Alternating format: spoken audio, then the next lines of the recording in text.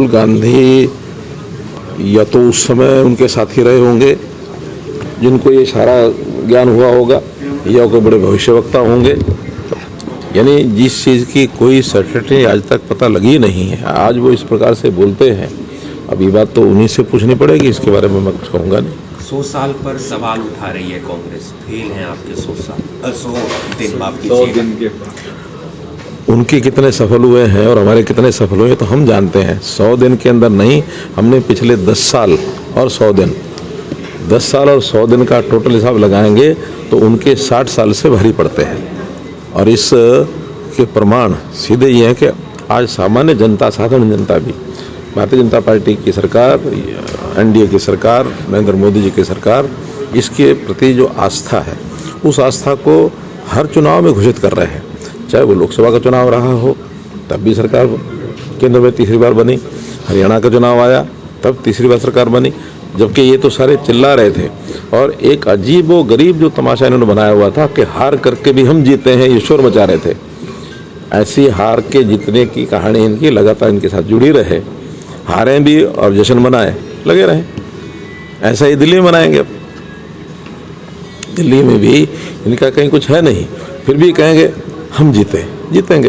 भगवंत मान कह रहे हैं हम बहुमत के साथ केजरीवाल सरकार बनाएंगे, आप कह रहे हैं। मैं तो कह रहा हूँ ना कि जिस प्रकार के दावे करते हैं कुछ दिन सामने आ जाएगा सब सामने। तो इसलिए इस बार ये इनकी जो 10 साल की जो ये 15 साल कितने हो गए केजरीवाल को? 10 साल हो गए। तो ये 10 साल के जो कारनामे इनके हैं ये जनता के सामने है। जनता अब इस प्रकार के जो बार बार बोलने वाले झूठ है इसके ऊपर कोई भरोसा करने वाली नहीं है। और जितने इनके खिलाफ जितने केसेस बन गए, इनके मंत्रियों के खिलाफ, इनके विधायकों के खिलाफ और इनके खुद के खिलाफ, इन आज तो स्थिति ये है कि इनके सारे कारनामों को ये कहीं जा कर के बताते हैं, अपने आप को निर्दोष सिद्ध करते हैं, तो लोग इनको पे हंसते हैं।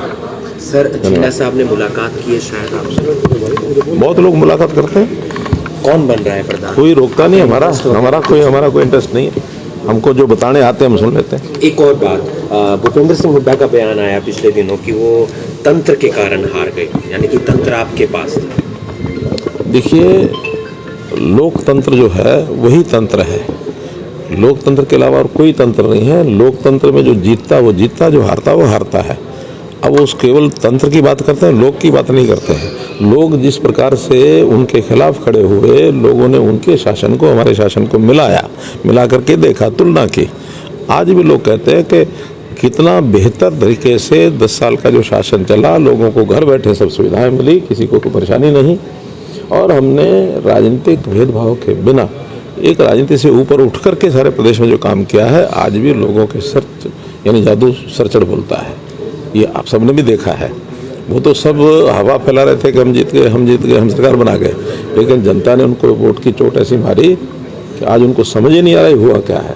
और यही नहीं, मैं तो आगे के लिए भी कह रहा हूँ, आज हमारे मुख्यमंत्री के जो काम करने का तरीका है, उनका जो नेतृत्व उभर रहा है, अगले 10 साल भी वो इंतजार न करें किसी बात की। के लिए जो 2100 रुपए की बात आ रही है कि मीटिंग में आज कुछ फैसला ले जाएगा, अभी ये हरियाणा प्रदेश सरकार के लोग बताएंगे। मुझे तो इतनी बारीकी से ना मैं जानकारी रखता हूँ, ना पूछने की जरूरत है, क्योंकि हरियाणा प्रदेश सक्षम है इन सारे निर्णयों में। हमको इसमें कोई जानकारी। बीजेपी ने एक अच्छा कदम उठाया है, प्रदेश को कह दिया कि आप चुन लीजिए जिला अध्यक्ष, हम सब सहमत रहे।